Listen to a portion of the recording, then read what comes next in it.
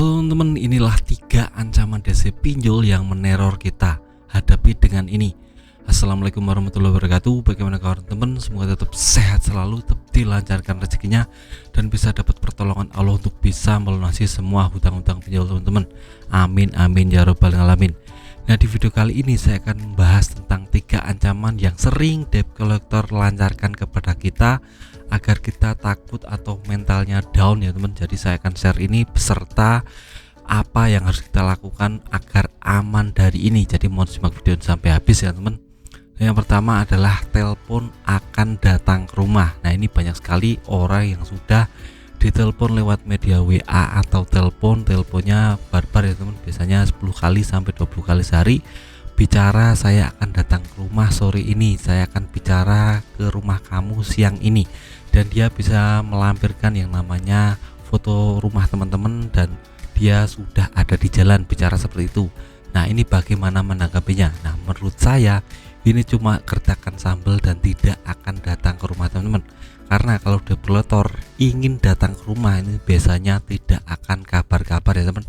Kalau sampai developer mengabarkan ingin datang, itu artinya kita dinilai kita ada kesempatan untuk kabur dari rumah ya teman. Jadi itu tidak akan dilakukan developer, itu cuma ancaman saja. Kalau developer datang ya bisa langsung datang, tidak perlu kabar-kabar seperti itu ya teman. Itu fungsinya agar kita mentalnya down dan takut, dan kita akan bayar tagihan seperti itu.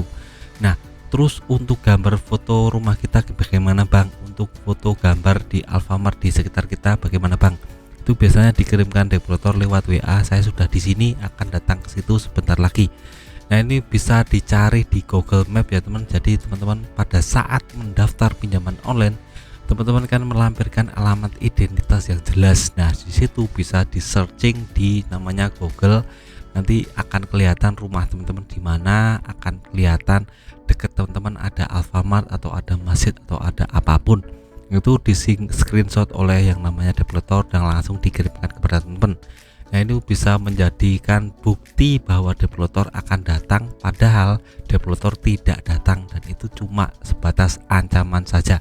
Jadi jangan pernah takut, jangan pernah yang namanya frustasi tentang masalah ini atau malah berpikir terlalu dalam tentang developer yang akan datang ke rumah.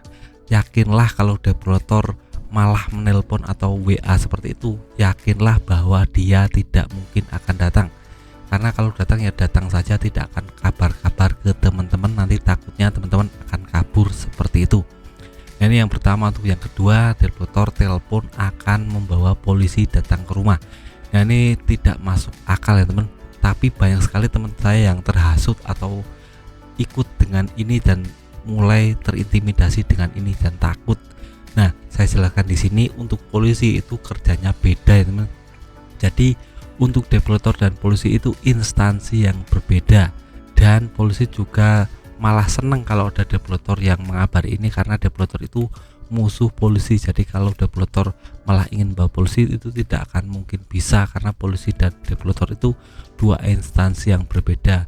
Dan kita harus tahu, jika umpamanya kalau sampai membawa polisi itu berarti kasusnya sudah masuk ke delik hukum. Padahal kalau kita yang namanya pinjaman online ini cuma kasus perdata, bukan pidana. Jadi tidak akan ada sangkut pautnya dengan polisi. Jadi kalau ada developer yang mengancam seperti ini, teman-teman langsung ancam balik saja. Silahkan bawa polisi sebanyak-banyaknya ke rumah saya akan menanggapinya seperti itu ya teman. Dan ini akan berhasil, developer akan takut dengan ini karena dia tahu bahwa kita sudah paham aturan tentang ini.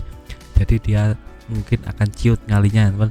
Dan saya pastikan di sini 100% tidak akan ada developer yang bawa polisi ke rumah teman-teman, itu pasti. Terus untuk yang terakhir, telepon tentang developer akan menyita aset kita. Nah, ini juga banyak terjadi dan sudah banyak dialami teman saya, subscriber saya, dia ditelepon oleh developer, dia langsung diancam, saya akan ke situ mengancam akan menyita semua asetmu jika kamu tidak bayar.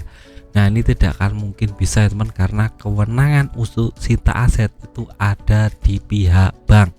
Padahal yang namanya developer itu cuma orang pihak ketiga yang disuruh pinjaman online untuk menagih. Jadi dia tidak punya kewenangan untuk menyita aset kita. Jadi tidak akan bisa dan tidak akan benar developer akan bisa menyita aset. Itu harus teman-teman pahami dan tanamkan di mindset bahwa tidak akan mungkin developer punya kekuatan seperti itu, kecuali jika kita pinjam di bank dengan nominal yang besar dan kita melampirkan jaminan ya kan, seperti BPKB atau surat tanah. Itu mungkin ada kemungkinan kita bisa disita asetnya oleh pihak bank karena kita dinilai tidak punya kekuatan untuk membayar, jadi ya jaminannya dicelengkan di bank seperti itu teman.